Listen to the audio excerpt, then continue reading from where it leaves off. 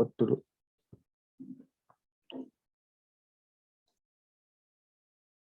Oke, bismillahirrahmanirrahim. Assalamualaikum warahmatullahi wabarakatuh. Selamat pagi rekan-rekan semua, salam sejahtera. Alhamdulillahirabbil alamin. Amma ba'du.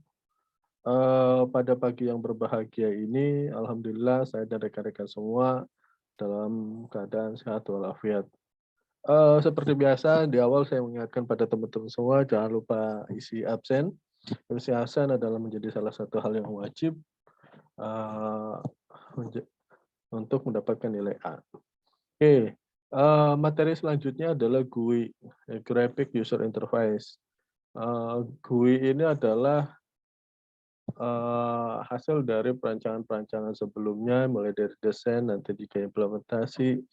Apa itu GUI? Nah, saya sekilasnya tentang GUI-nya. GUI ini nanti ketika di coding atau di pemrograman, itu hal yang paling harus lebih interaktif dengan usernya. Nah, apa sih GUI ini? Nah, sebuah bentuk IMK yang menggunakan window, icon, dan menu yang lebih mengutamakan pemakaian mouse, terus kemudian sebuah bentuk antarmuka yang lebih banyak menggunakan grafik dan gambar dibandingkan teks. GUI juga menggunakan kombinasi teknologi dan perangkat-perangkat di dalam sebuah platform di mana user dapat melakukan tugasnya menghasilkan informasi. Artinya GUI ini adalah hal yang utama, hal yang frontline atau depannya temu dengan user.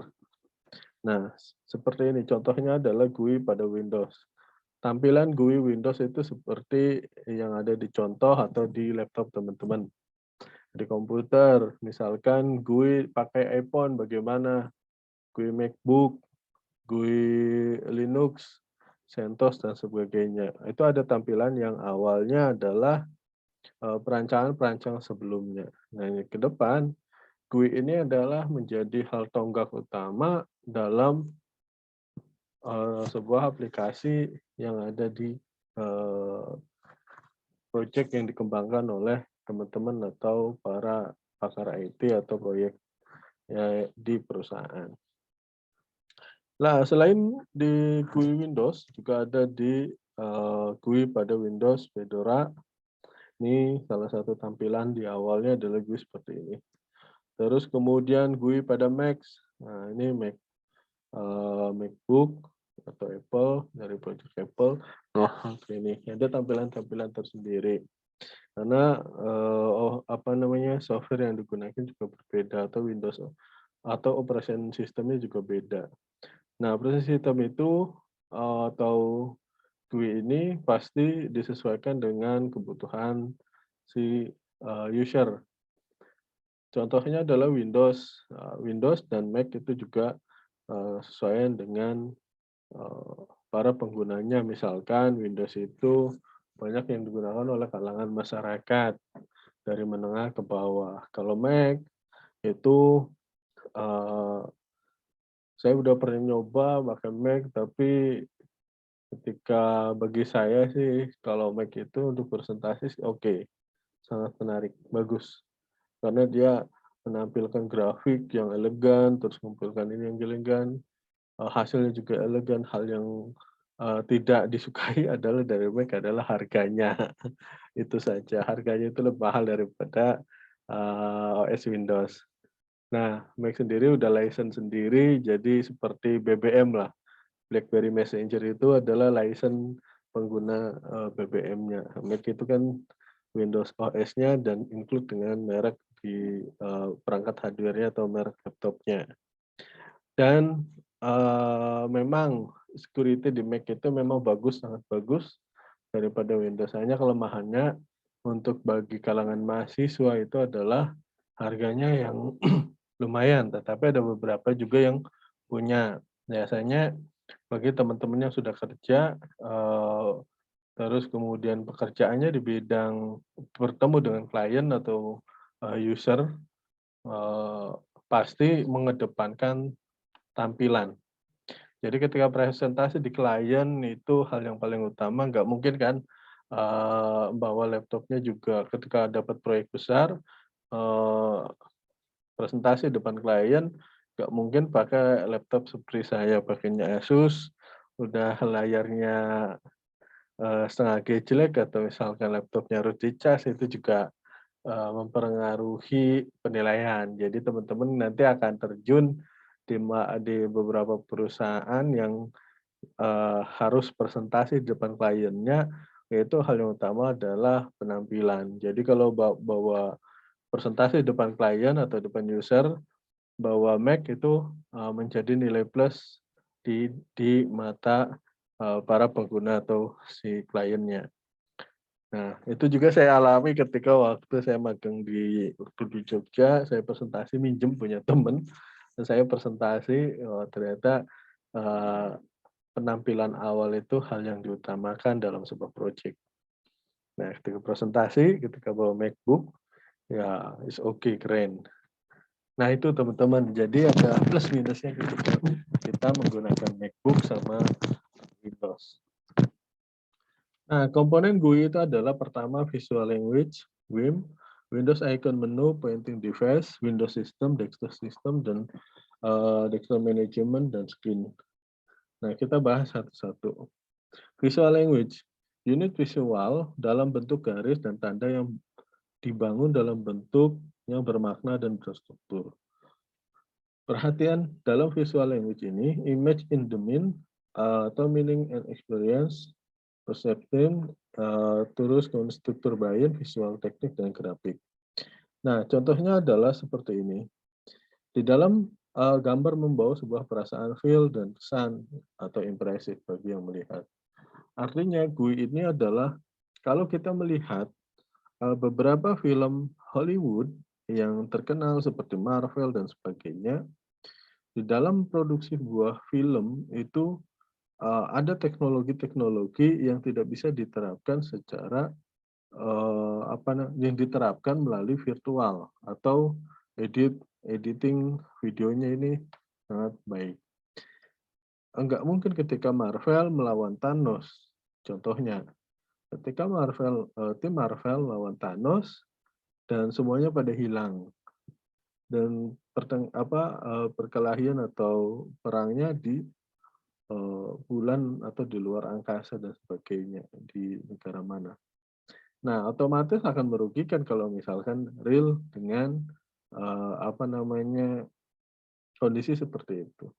Contoh lainnya adalah, eee, film yang dilakukan oleh Jason Statham. Jason Statham kebanyakan action. Naik, naik ke, gedung tingkat tinggi di Amerika atau di mana Hollywood itu, otomatis ketika naik, eee, apakah naik beneran terus kemudian mecah gedung-gedung? Nggak mungkin. Dia menggunakan teknologi salah satunya adalah sederhananya green screen. Nah, dari situlah, kenapa GUI yang sangat menarik itu akan membawa perasaan. Ya kalau dari segi saya sih, saya menikmati alur ceritanya dan visual GUI-nya sangat baik. Artinya teman-teman juga bisa feeling yang memiliki desain yang sangat bagus, sangat baik bisa dituangkan. Nah, ketika hasil yang bagus, maka dapat aplaus aplaus dari user atau pemirsa atau, penikmatnya. Nah, hal ini dapat memangkas dari sisi keuangan kalau pembuatan GUI di film. Kalau misalkan real action-nya ya otomatis dapat merenggut nyawa, artinya bisa saja hal tersebut menjadi sebuah kecelakaan. Nah, ketika lihat ada beberapa, video-video pangkasan di dalam, Facebook, di luar sana. Nah, di sana ada juga yang, menggunakan, green screen, rata-rata green screen. Nah, saya juga menggunakan green screen yang di belakang, hijau nih kalau misalkan kalau lihat hijau, kalau di nah aslinya kan hijau seperti ini. Hijau, ini salah satu teknik di green screen juga. Kalau misalkan, eee, apa namanya,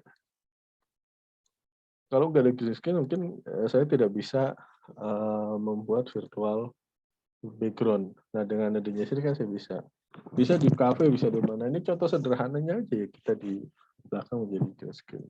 Nah, apalagi beberapa film. Nah, itu juga berdampak pada sistem di aplikasi. Bagaimana GUI itu bisa dimanfaatkan menjadi media promosi yang sangat baik. Nah, itu teman-teman hal yang diperhatikan dalam GUI. Jadi bagaimana bisa membawa si user itu ke dalam konsep yang teman-teman semua bangun. Selanjutnya adalah visual language mean expression. Gambar punya makna dan ekspresi bagi melihatnya. Contohnya adalah seperti yang ditampilkan saya. Jadi tadi yang saya bilang melanjutkan bahwa gue itu memiliki atau mempunyai ekspresi sendiri. Nah, ada yang baper, ada yang nangis, ada yang kesel dan segala macam. Itu adalah visual dari si visual language-nya. Jadi gambar itu bisa mempresentasikan keadaan si apa namanya si aplikasi, film dan sebagainya. Contoh yang paling sederhananya adalah teman-teman sekarang lagi gandrung Korea, termasuk istri saya. Padahal Korea itu kan saya nggak ngerti itu bahasa Korea. Nah, saya nggak ngerti walaupun ada teks di dalamnya ya tetap aja karena emang saya nggak suka di filmnya. Kalau saya sukanya film action, lebih yang di Marvel dan sebagainya. Nah kalau istri saya karena gandrung Korea, saya coba memahami ya emang feel saya kurang dapat, artinya saya tidak terlalu suka untuk film Korea. Nah mungkin teman-teman juga ada yang suka. Nah, ya, artinya kan film-film Korea itu banyak yang mengena ketika perasaannya. Ada yang ketawa, nangis. Nah, itu kan dari saya lihat ketika film atau gambar yang ditampilkan di film Korea itu banyak yang drama-drama percintaan. Nah, terlepas dari GUI tersebut juga banyak yang digunakan untuk apa namanya selain dunia film, aplikasi banyak juga yang digunakan untuk pekerjaannya, mudah pekerjaannya. Oke ya.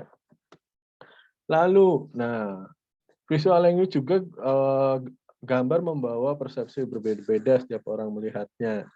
Nah, ini salah satunya. Nah, ketika ada apa namanya gambar seperti ini, seperti gelas, tetapi bisa juga diartikan seperti orang atau wanita. Nah, tergantung persepsi orang masing-masing. Nah, sama ketika saya dan istri saya, ketika melihat atau menonton film, bagi saya biasa aja, istri saya malah histeris dan sebagainya. Teman-teman juga sama mungkin kalau melihat film histeris. Tapi saya lebih suka film-film action dan Hollywood yang ada di apa namanya bioskop-bioskopnya. Semoga aja Cirebon sudah bisa buka lagi bioskopnya, banyak lagi film-film yang bisa ditonton di dunia industri ini.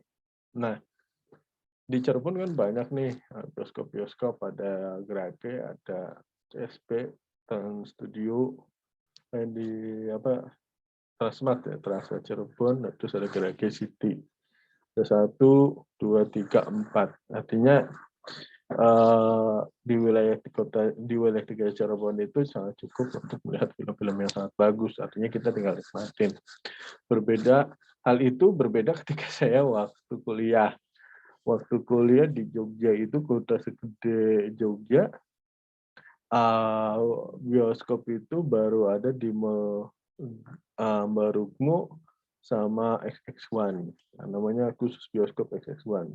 Ketika ada film familiar, ketika film yang misalkan Spider-Man, Harry Potter, itu ngantrinya, ya Allah, kota segede Jogja, bioskopnya masih sedikit kalah sama Cirebon dulu waktu saya kuliah.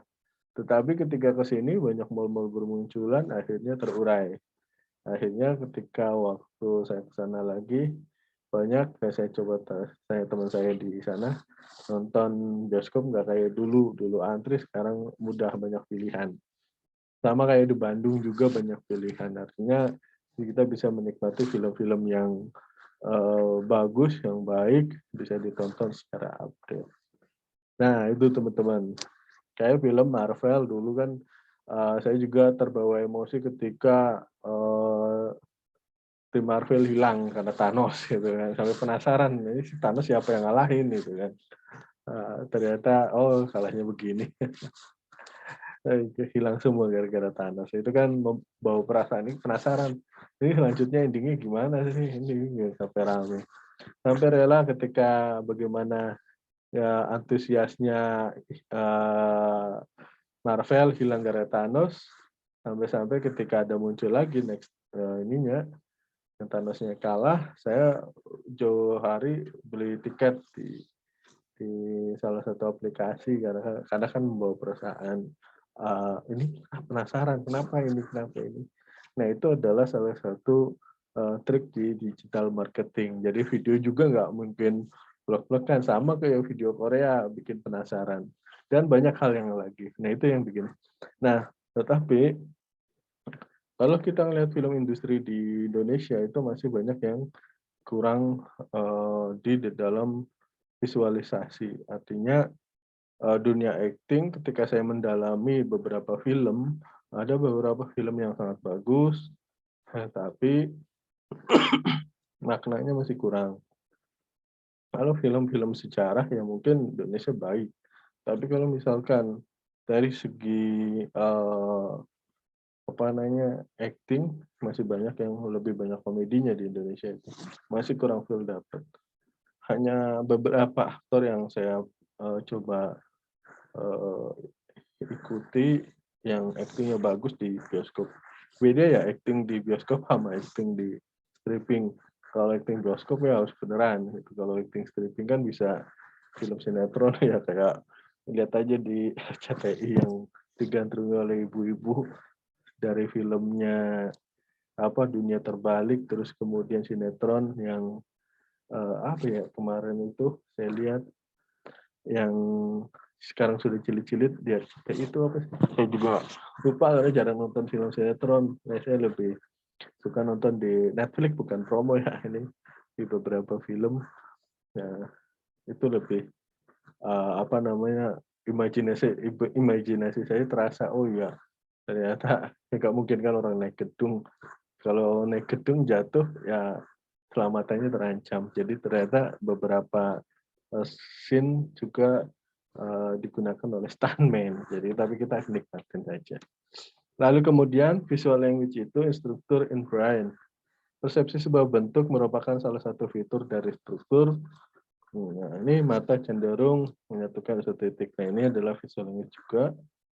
Terus kemudian, nah, visual language juga adalah manusia memiliki kapasitas bawaan untuk pemodelan kognitif dan bereksperimen melalui sketsa menggambar dan memerankan. Nah, ini kelebihan manusia. Makanya kan kalau teman-teman yang punya feelingnya bagus, gambarnya oke, dimanapun jadi. Saya juga coba melatih supaya saya bisa menggambar dengan bagus, melukis dengan bagus. Seninya saya itu belum dapat. Dilatih lagi, mungkin kurang serius saya latihan menggambarnya itu. Kalau teman saya latihan oret-oret jadi apa desain yang sangat baik. Nah, ini kelebihan manusia bagaimana mensketsa, menggambar sebuah kejadian atau sebuah karakter, feeling-feeling, itu adalah bisa dinikmatin. Kalau teman-teman juga bisa memiliki feeling yang baik, tuangkanlah gambar tersebut teman-teman. Ya contoh saja bisa jadi yang kemarin booming hanya dengan gambar Ghazali Forever, Ghazali Everyday, hanya gara gambar fotonya dia bisa dijual sampai miliaran. Itu hanya dengan keisengan ekspresinya.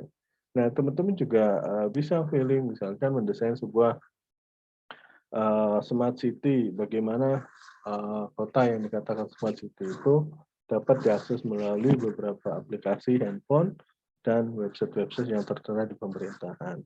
Boleh nggak Pak didesain bagaimana? Sangat boleh. Sampaikan ke dosen untuk ide-ide kreatif. Nah, terus kemudian di Kota Cirebon itu kan sedang menggagas satu data. Jadi semua data terakses dalam satu aplikasi. Itu sangat bagus. Nah, ini Ya semoga aja di Kabupaten Cirebon juga bisa menyusul karena saya tinggalnya di pinggiran pinggiran kota Cirebon, masuknya ke kabupaten. Nah, tapi eh, peran ini bisa diimplementasikan ke dalam hal-hal yang baik. Dapat sangat bermanfaat pada teman-teman ketika nanti lulus kuliah. Jadi bisa mendesain, bisa menggambar dan segala macam. Nah, terus kemudian, nah visual, grafik, visual language itu bisa dibicarakan dengan grafik. Pengembangan aspek visual dari bahasa komunikasi. Nah, bagaimana Pak bisa visual atau GUI itu bisa bicara secara gambar. Nah, bisa teman-teman sampaikan eh,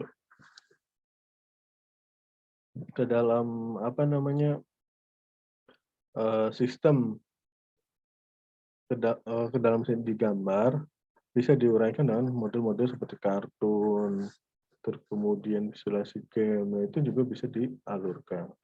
Itu kan bisa sampai berjilid-jilid. Nah, jangan sampai hobi atau teman-teman yang bisa menggambar, bisa memvisualisasikan hanya gara-gara tidak ada apa namanya, tidak ada bahannya terputus dan tetap lanjut. Nah, dunia animasi di Indonesia itu masih sangat kurang buat teman-teman.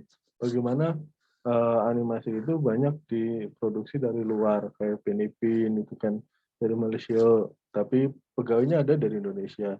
Nah, semoga dari IKMI ini nanti lulusannya atau teman-teman punya ide kreatif tentang bagaimana membuat visual di grafik atau kartun-kartun sangat sederhana.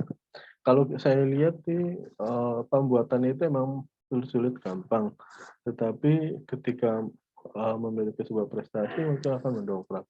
Contohnya adalah di universitas yang sekarang di Universitas Amikom Yogyakarta, dia berhasil membuat film kartun di bioskop itu Perjuangan Surabaya ya kalau nggak salah.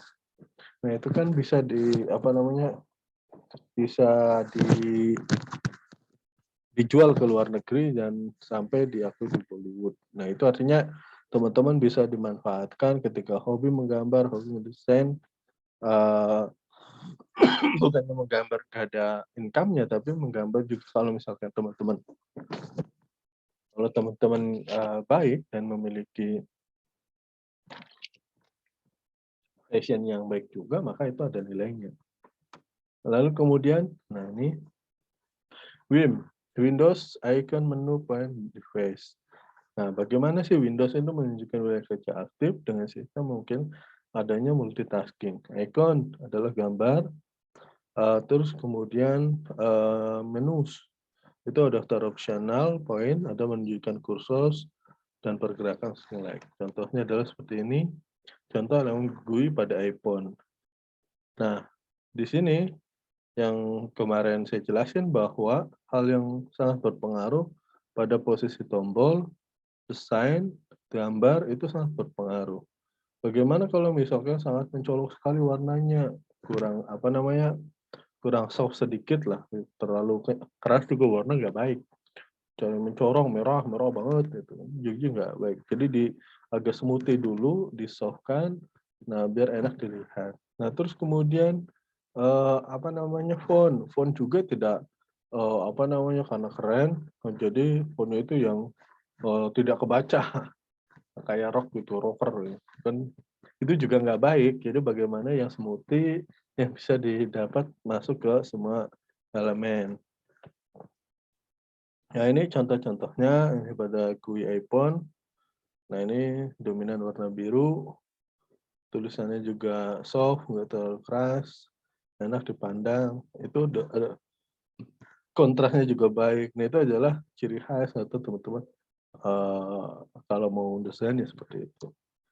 Nah, beberapa aplikasi di GUI. Nah, di GUI itu contohnya, di GUI ini tidak hanya di sebuah web atau game, terus kemudian film, tetapi juga bisa di dalam apa namanya beberapa alat yang berkantoran.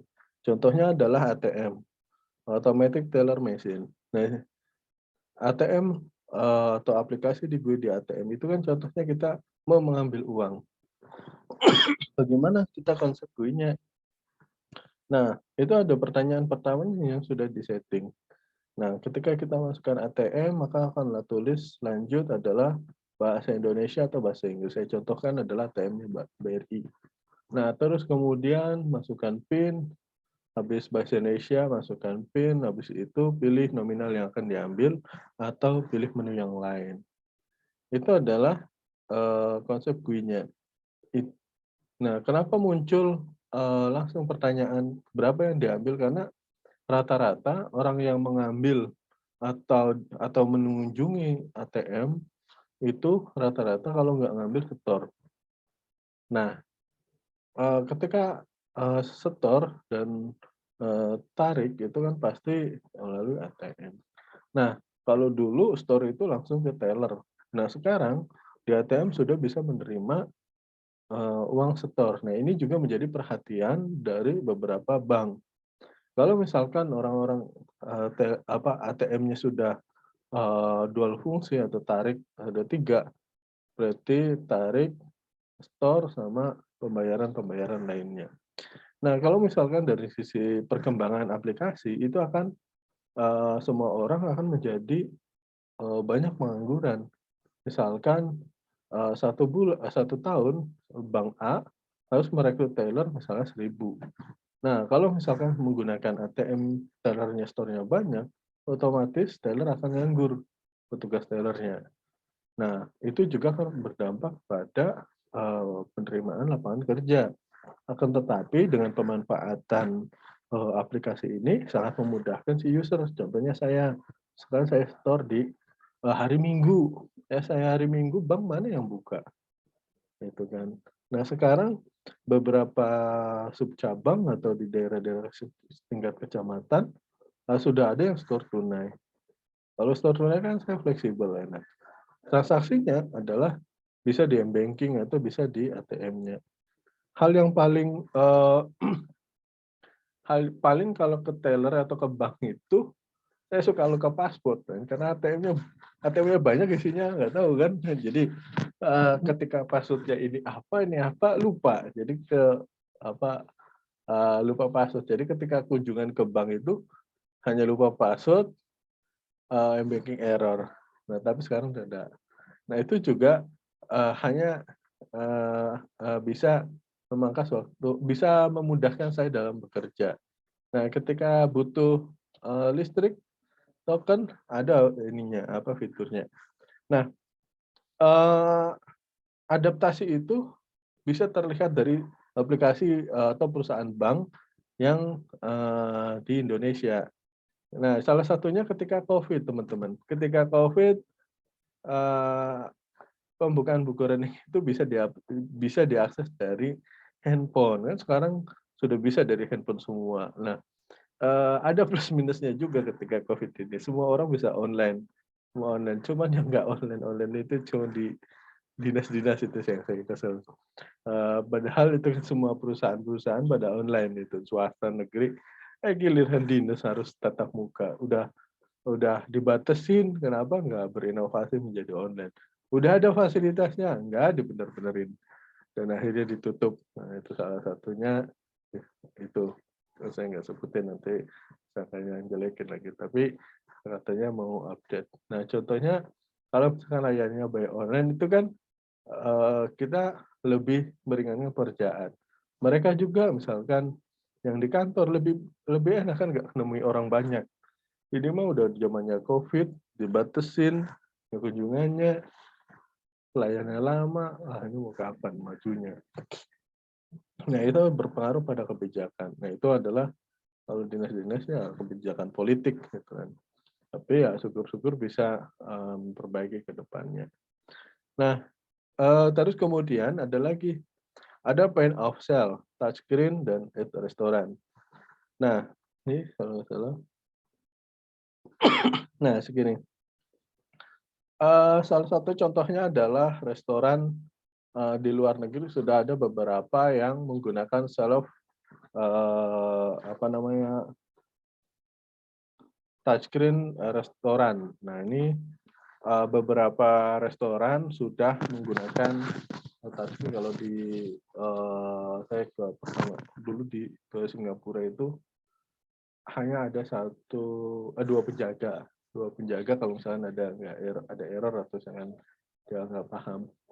Pekerja frontline itu sudah tidak ada atau pengiriman atau apa namanya pramusaji atau waiters itu sudah nggak ada. Biasanya digunakan untuk mesin semua. Nah, bagaimana sistemnya? Ya kita mesen di sebuah layar, terus kemudian saya transaksi meja berapa, terus menu datang. Itu simple. Simple. Nah, bagaimana self service ini? Rata-rata di luar negeri sudah banyak. Di Jakarta itu sudah ada penyesuaian self service itu di BBM, di pengisian pom bensin. Nah, itu saya masukkan nominalnya, saya pernah. Terus kemudian saya ngisi sendiri, ya. Karena saya nggak ngerti, ya. Saya bingung kan cara membuka. Seumur umur saya belum pernah membuka tangki mobil gitu kan. Ini muternya kemana? Kan yang bukain ini aja petugas bensin kan. Ini buka sendiri, terus kemudian apa namanya nyalurkan sendiri. Misalkan belinya 20 ya saya masuk 20, belinya 200 saya masuk 200. Nah itu jadi ternyata self service ini belum bisa budaya di Indonesia. Ya semoga aja self service ini menjadi kebudayaan di Indonesia dengan baik. Artinya kalau semakin kesini budaya tertibnya bagus, ya otomatis banyak dilirik oleh orang luar negeri. Tetapi emang ada plus minusnya. Kalau misalkan semua orang menggunakan robot atau self service, banyak orang yang menganggur. Tetapi jangan di sisi negatifnya saja, ambil sisi positif. Kita kembangkan kreatif UMKM. Wilayah-wilayah di daerah itu kita patut bantu untuk dikembangkan, misalkan dari bisnis sederhana. Nah, terus kemudian apa lagi? Nah, ini real time operation system. Nah, service. Terus kemudian airline self taking and check in. Nah, sekarang di beberapa bandara udah bisa check in secara sendirinya. Saya waktu ke Batam sudah bisa, terakhir itu ke Batam bisa check in sendiri. Check in sendiri dari aplikasi, misalkan dua jam ya, nggak salah itu 2 jam sudah bisa boarding. Nah, saya bisa melakukan melalui aplikasi handphone boarding. Kalau misalkan nggak pakai bagasi ya, atau nggak bagasi, nggak bisa bawa, misalkan nggak bawa tas, hanya tas jinjing ya taruhnya di atas, itu bagasi atas, bukan bagasi yang di bawah atau disimpan di bawah, itu bisa langsung saya check in. Kalau misal pakai bagasi ya berarti bisa saya check in, tetapi harus ke counter karena kopernya harus dibawa oleh mereka. Nah, ya keuntungannya bagaimana? Ya keuntungannya sangat baik ketika saya check in dari luar, saya bisa tanpa harus saya antri lama-lama, terus kemudian makan waktu dan segala macam. Itu bisa simple. Jadi yang store itu hanya koper-koper dan beberapa tas. Terus kemudian informasi kios, public space, like train, station, and or museum. Jadi beberapa informasi di Indonesia juga sudah mulai apa namanya go digital. Sekarang lagi digempur-gempurkan adalah digital. TV juga udah mulai digital. Jadi yang analog udah mulai dihilangkan nanti di bertahap. Ada plus minusnya juga. Jadi bisa teman-teman pahami. Dulu saya beli tiket itu antri kalau mau pulang dari Jogja itu udah antri nggak dapat lagi. Calo dia muncul. Calo muncul ya. Ya, Jakarta Jakarta ya kan jurusannya dari Jogja ke Jakarta, nggak ada Cirebon dulu masih kecil, hanya turunnya aja. Nah, ke Jakarta ya otomatis kena calo bisa lebih mahal lagi. Nah itu artinya peran digital itu sangat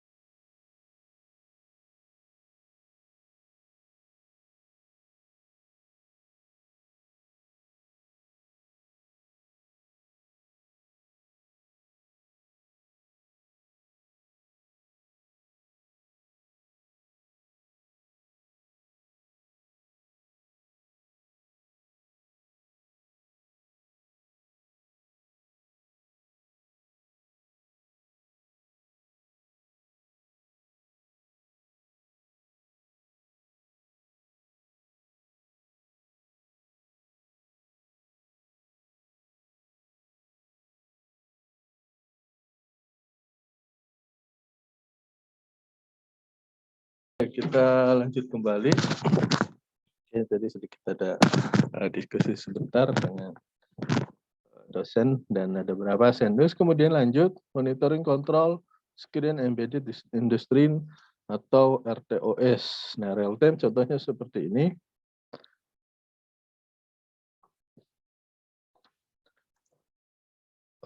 Nah, ini beberapa aplikasi atau robot-robot yang digunakan untuk mengerjakan si apa namanya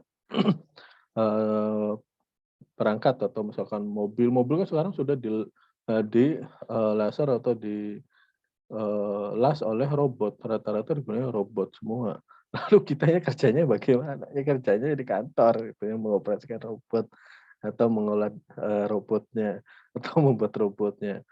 Kalau kita lihat di produksi PLN, saya pernah berkunjung di PLN bagaimana memonitor sebuah aliran atau produksi listrik. Nah, itu hanya di control room, semuanya yang ngerjain adalah robot. Nah, ada plus minusnya juga teman-teman semua. Dari plusnya itu adalah ya kita lebih menghemat waktu, menghindari dari kecelakaan. Ya kalau manusia ketika ada human error, kecelakaan, ya wallahu alam, jangan sampai ada yang meninggal. Nah, kalau misalkan robot, kecelakaan kan robot yang rusak gitu, bisa diganti.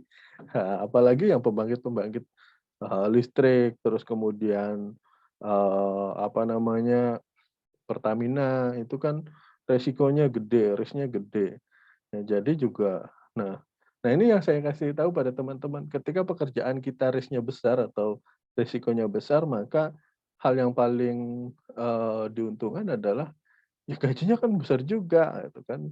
Ketika risk atau resikonya besar, gajinya besar ya memang, tetapi juga resikonya sangat besar ketika teman-teman menjaga sebuah atau dikerja di bagian nuklir. Nuklir itu kan ada radiasi ini sangat berbahaya bagi tubuh. Nah, makanya itu kan biayanya gede, honornya gede, atau salarinya juga gede. Yang gede apa lagi? Ini apa pengeboran laut lepas.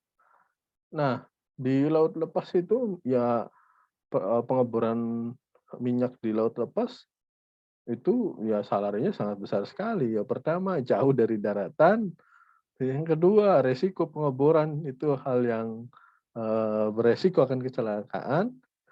Nah, ketika minta bantuan kemana gitu kan. Nah, itu juga risknya gede banget ya kan. Ya, terus selanjutnya pilot. Nah, pilot juga memiliki risk yang sangat besar karena meminimalisir human error satu pun. Nah, itu juga risknya besar. Jadi banyak yang risk-risknya besar atau resikonya sangat besar. Tetapi dengan kedisiplinan kita tentang pekerjaan yang insya Allah akan mudah dan akan apa namanya akan berjalan dengan lancar. Maka dari itu ketika ada aturan-aturan dari pemerintah ya kita taati teman-teman.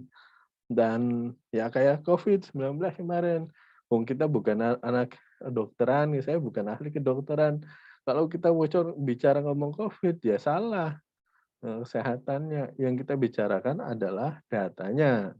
Nah, kita bicara, kalau bicara tentang, oh ini COVID atau bukan, ya salah, karena kita bukan orang kesehatan. Biar dokter atau anak-anak yang pernah belajar kesehatan yang bicara. Nah, kita bicara tentang datanya. Nah, dari data misalkan ada 2 juta, ada 200 yang terpapar. Nah, bagaimana ke depan prediksinya? Nah, itu anak informatika atau bagaimana mengedukasi dengan game, bagaimana merancang sebuah sistem informasi web dapat dipahami supaya tidak panik dan sebagainya. Itu fungsi dari yang rumpun ilmunya adalah komputer. Nah, itu ya teman-teman. Jadi ada plus minus tentang perkembangan teknologi ini.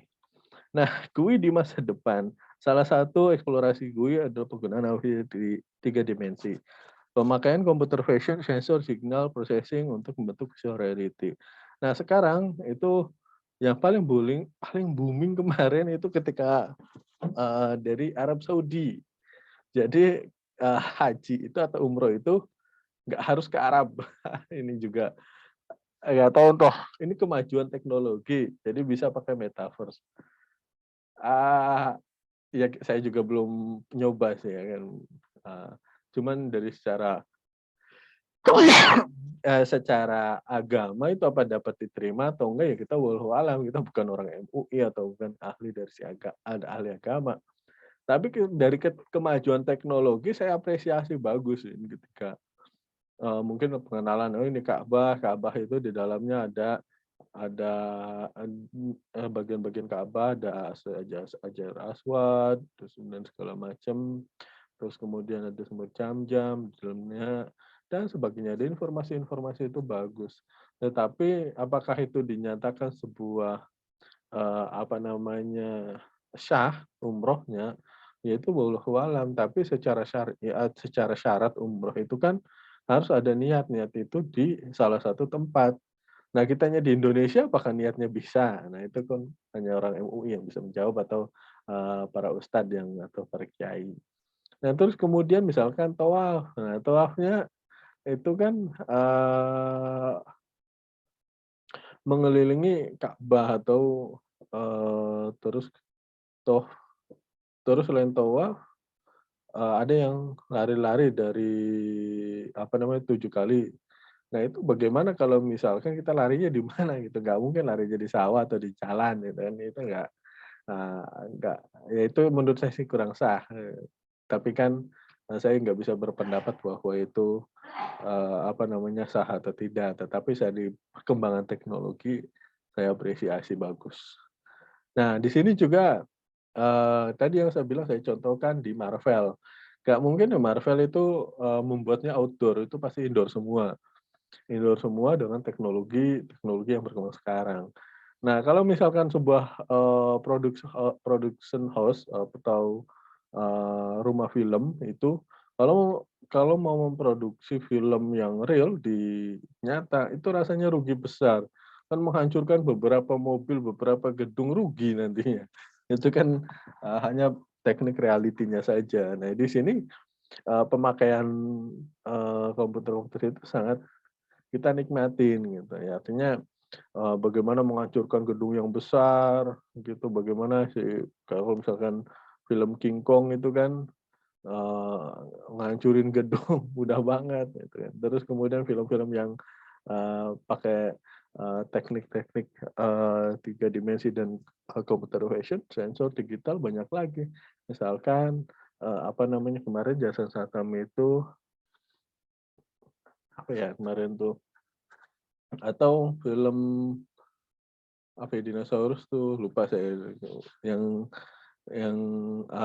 penangkaran dinosaurus itu kan udah kelihatan pakainya itu, apa, teknologi yang green screen dan segala macam. Nah, itu Jurassic sangat World. baik untuk di dunia perkembangan komputer dan kita bisa nikmati kok, "Oh iya ya kayak gini."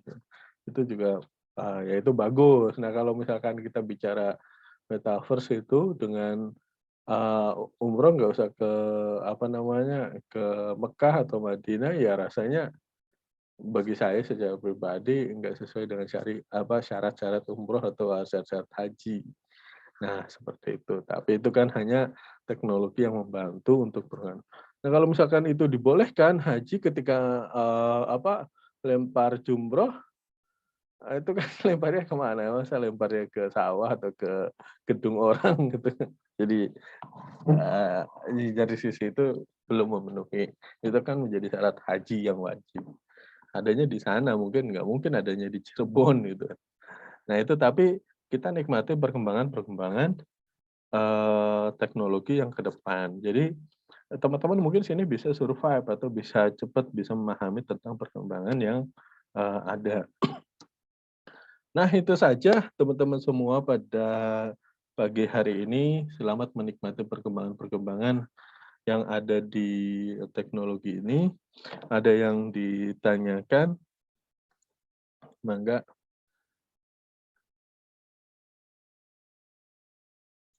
Saya beri waktu 5 menit barangkali yang ditanyakan.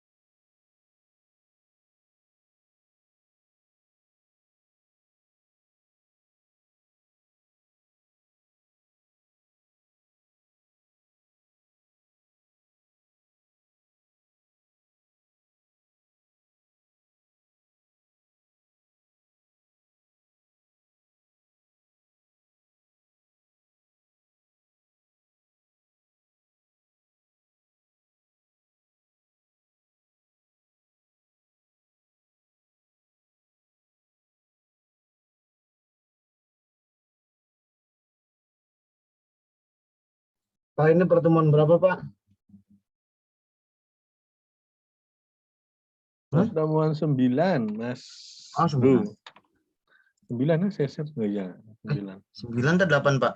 Nah, 9 B lah. Dari Oh, iya. BAK-nya ngasih tahu tadi 9, Pak.